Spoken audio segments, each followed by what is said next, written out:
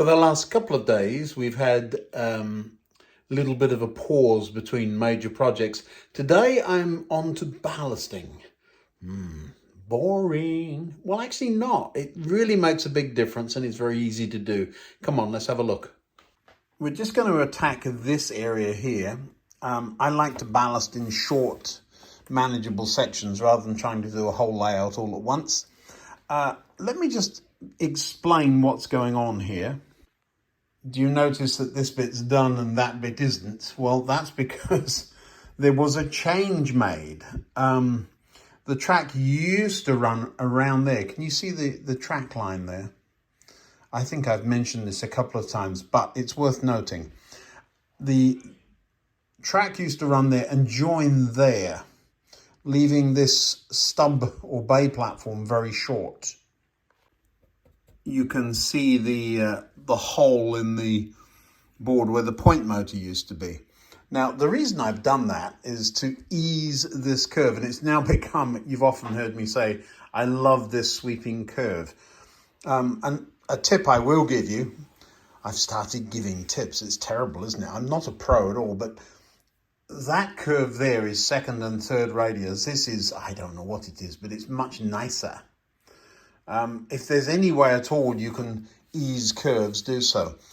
This piece here then is an infill and wasn't there at all.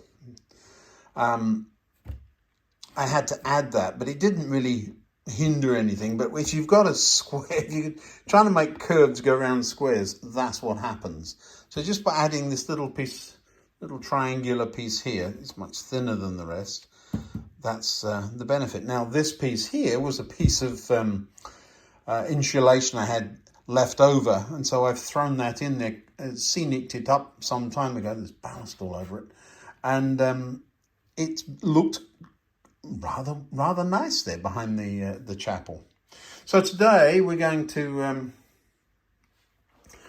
reapply. There was ballast here before. You can see where I've dug it up.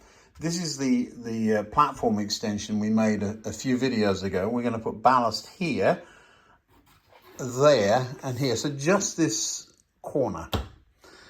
Let's get on with it. There's nothing at all special about the ballast. When I see this stuff on sale, I buy it. Comes in a plastic bag. It says 7 ounces. Dark brown coarse ballast. I sometimes buy the fine stuff and I throw it in a Kool-Aid jug or a orange, whoopsie. Phew. I nearly knocked it over. Done it once before. That's one of the things about this way of doing things. I just throw it in the jug. So there you are, just a jug that's almost empty. So I'm going to just pop this packet in there. Yes. Don't worry, I will open it. I always open it I cut the top off and wiggle it around. Let's get on with it. A lot of discussion about the colour of ballast. I've gone with the dark brown. I do mix them up in the box here, so they do change a little bit, but that's perfectly fine.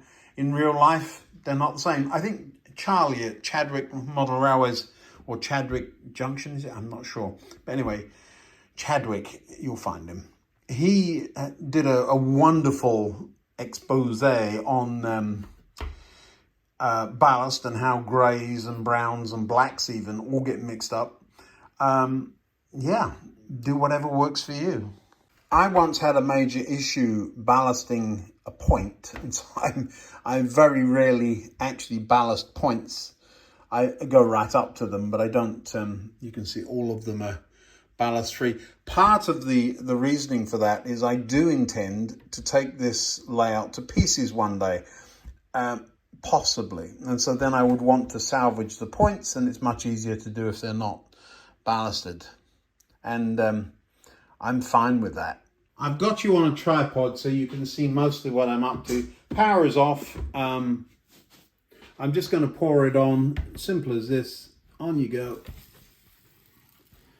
A little bit too much there, that's all right, it'll work out.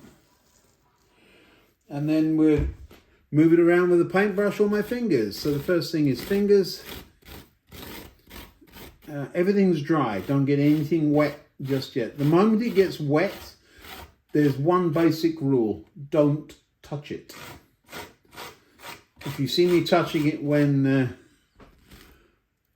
it's wet, you can yell at the screen. It's okay. And now we will need a paintbrush. Big one, just to squidge it around. It's gone over here a bit. I don't know if you can see that. That's fine. I want it down, sweeping away from me. Just want it down below the rail height and below the sleepers. I've learned the hard way, less is more. A lot of people pile it up. It's bad enough getting the excess off. Now you see that pile I put there, how far it's gone? It's gone all this way. In this one here, I really should show you. Do you see how little ballast is actually in there? That's perfectly enough. If more gets in there, that's fine. You can see the wood underneath, but that's the advantage of painting everything brown in the first place. It goes far. I don't want big piles of it. Also, don't worry about getting ballast up on top of the sleepers. Everybody's paranoid about that. In real life, it sits up there from time to time. And once we've evened everything out,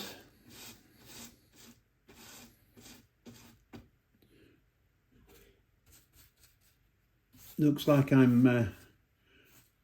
know this rail needs doing, but I'm doing them one at a time. At least putting the rocks in one at a time. There's a little bit of grass there in the middle, or a little bit of weed in the middle. And we'll look at that separately in a minute. If you keep the brush upright, it flicks. It has a tendency to flick the ballast. If you keep it at a very low angle, it just sweeps it along nicely. So there's that. So now we're almost there. I don't want it all the way over here. And you also may notice I've worked from back to front. In this case, I've got the front done first. That's because it's easier on the camera. Right.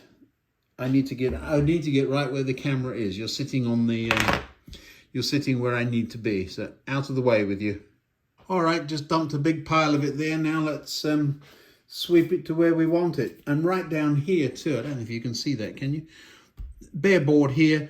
There's grass there, so I want to thin out from the, this is stuck down. I want to thin out from the ballast right between the rails to there being a little bit of scenic material in there. I'm going to reposition you so you can really see what's going on. Not sure if that's better or not.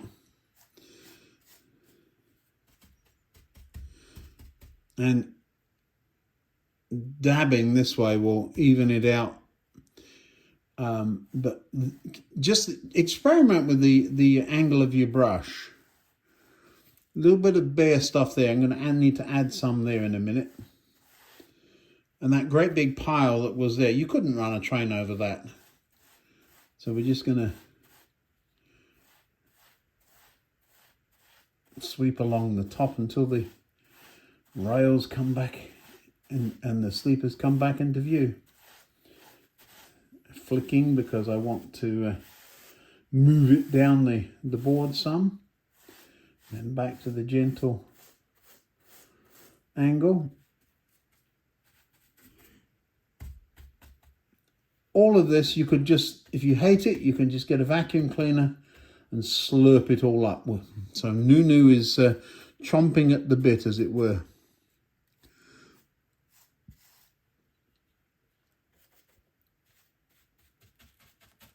This can take a little minute to get right.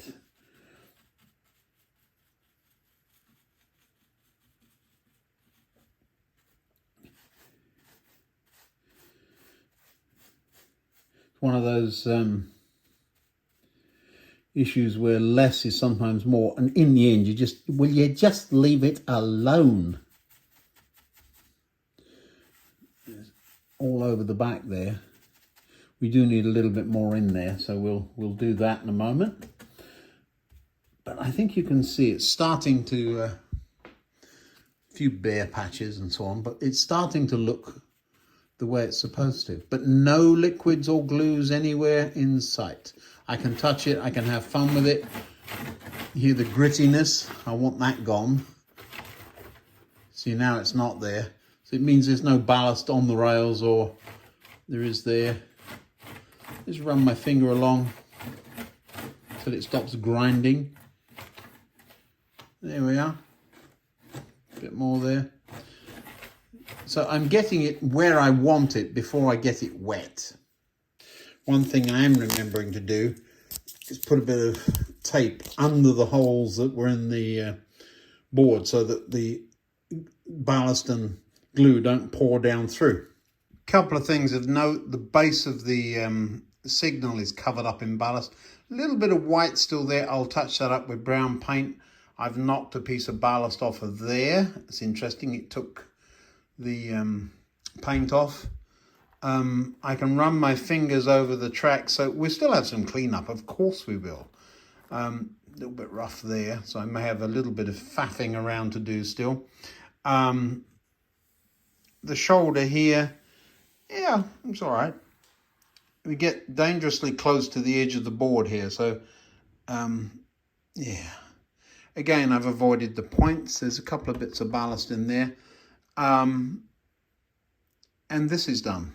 So yeah, it looks okay, and I'm perfectly fine with that. And so now what we've got to do is wet it. So we just get a spray bottle and make everything soak in wet. Squirt bottle. Thorough wetting. I try to go straight down, so I try not to get everything around soaking wet. Those cars are probably getting a car wash. It's just water and your standard drop of washing up liquid. The washing up liquid is optional. It just helps, you all know this, you're professionals, I know about you. It just helps break up the surface tension when the glue goes in. One of the things you have to do is remember which bits you've done and which bits you haven't. So where is the new ballast?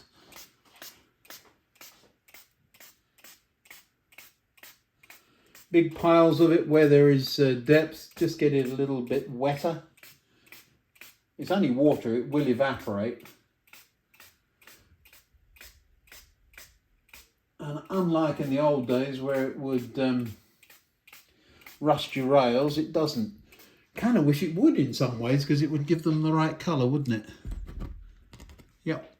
Now the glue. I usually put it in a paper cup. Today it's in a plastic thing. I use a syringe.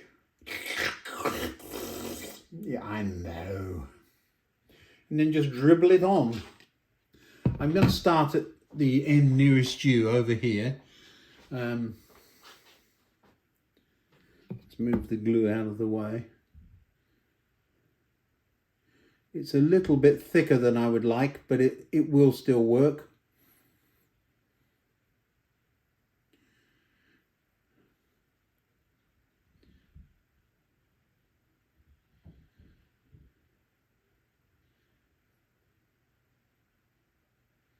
I could add a little water to this and it would help. But I'm keeping an eye on that bit there. I don't know, can you see that? I'm keeping an eye on that bit there. If it doesn't soak in, I will add water. The reason I've used a little less glue than usual, a little less water than usual, is it dries quicker if you don't. But it's a fine line. If you don't put enough down, then it doesn't soak in properly. It's on the edge. It's going in. I'm happy. All right. So I've done that big blob there. We're going to go a couple of rails this way. I think those are ones. Let me just, ooh, that was close. Yeah, these are done. So it's clearly matching reasonably well because you can't see where the join is. Right. Second syringe load. I'll spare you the sound effects. These syringes, I don't know where I got them. There's a thing called Dollar Tree here. It's very similar to Poundland in England. They sell junk, but they do sell these, and you kind of wonder what people do with them. They've got a curved spout. So remember, the signal wasn't glued in at all. It was just friction fit. Well, now it's got ballast over the top of it, and it would be a job to get it out. This is drying out already, so I need to find my water. What did I do with it? Water, where are you? There you are.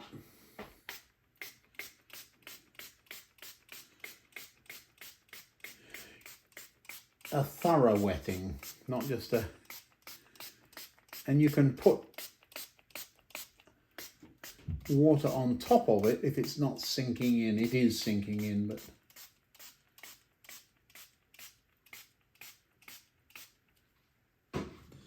Now then.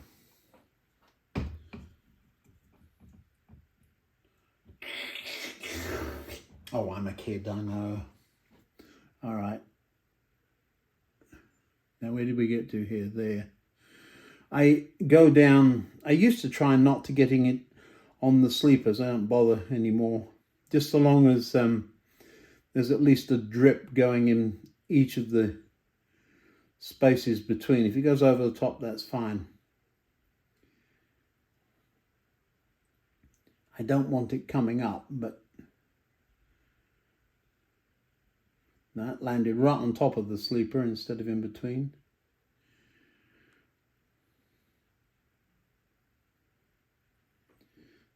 So lots and lots of glue to do. I like to keep a wet edge. In other words, if I leave that long enough, I won't be able to see where I've got to. So,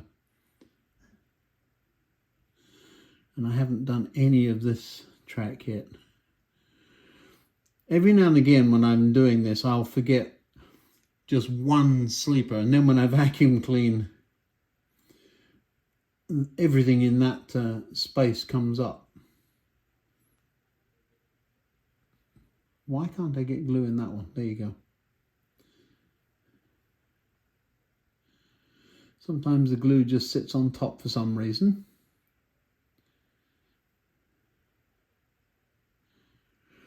Where did I get the glue? I have a big bucket of PVA.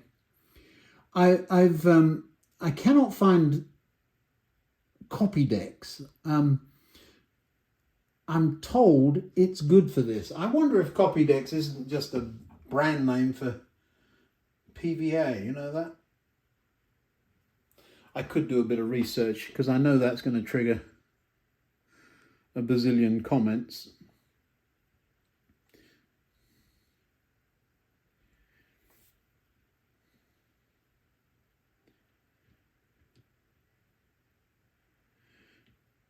Come on, you're plenty wet enough in there.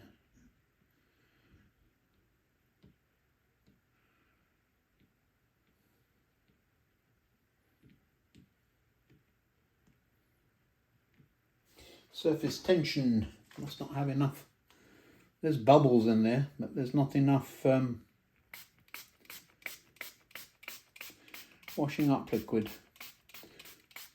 You can tell when there's a blob there. Don't touch it, Ian. Leave it alone. I've gone through half a bottle of water. That you'd have thought that would be enough, but it's amazing how much gets absorbed into this. Let me just do this whole side of track first before I move over to the other ones. I'm trying to be systematic. I'm not very good at that. I tend to jump around. And why am I on this side of the layout? Well, because this is one of those little projects I can get done in a day or an evening that's going to make a big difference.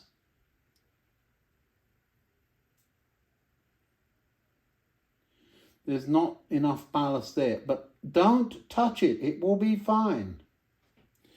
Back to here. The temptation is to try and fix it. If you touch it at this point, it just clumps up and makes a horrible mess. So don't. And we've all got our own methods of ballasting. Ultimately, they all come down to the same thing. A bunch of stones, some glue, some water, and whichever method you use to get it where it needs to be. Well, while I finish this off, I will give you a rest from watching. You don't need to see me using a syringe. There we go. Creamy white, icky looking puddle there. Looks like I've missed one there. I'll come back on that in a minute. Up to the points. Another one missed there. Do you see it? Don't touch it. Keep your fingers away. Everything in me wants to pick at these little bits. I'm just not going to do it because I know bad things happen when you do that. There's another puddle down here. That will soak in and drift under the scenery behind. But that bit is exactly the way I want it to look. It will dry and then I can I'm not even going to wipe the glue off the rails. It comes off easily. Do you see the base of the signal there? So well into the ballast. This will all dry. Usually it takes overnight, so tomorrow morning I'll have a look at it. So why did I do it now and over here? Well, over here isn't where I've been working, is it? I've been working over there. So I can still get the radio tower hooked in and W8 Smiths onto the platform. Another reason I've chosen to do it today is I'm flying to London tomorrow. Tomorrow is Thursday? Yeah, tomorrow's Thursday, so I will be in London on Friday. For you, this may be a week away. I usually try to be about a week ahead, so 2 or 3 videos ahead. And I've noticed a lot of comments coming up, ooh, you should have done this. And sometimes I put the comment, funny you should say that, because I totally agree with you, and I've already done that. I'll give you one example. There were a number of comments that said you should take every other leg out, or there are too many legs. I'd already done it. I wondered if it would look all right. It looks just fine. There will be 2 trusses supported by 1 leg either side of it, if you see what I mean. But if you want to see those videos a little bit earlier, you can sign up as channel members, and those members, thank you, get a little bit of access early. Another thing I haven't talked about very often is Ko-fi. So if you want to buy me a cup of coffee, I appreciate it. So you can go to the Ko-fi link in the description there. So what we're talking about is there are 2 trusses and there's only 1 leg. So the weight of these presumably is shared. It doesn't look silly. It looks, yeah, I think it looks better. And I had all the legs in and they just weren't. This is much easier to deal with. There's fewer legs, so fewer things to mess with. Anyway, that's it for today. Thanks for watching. Appreciate you all. See you next time.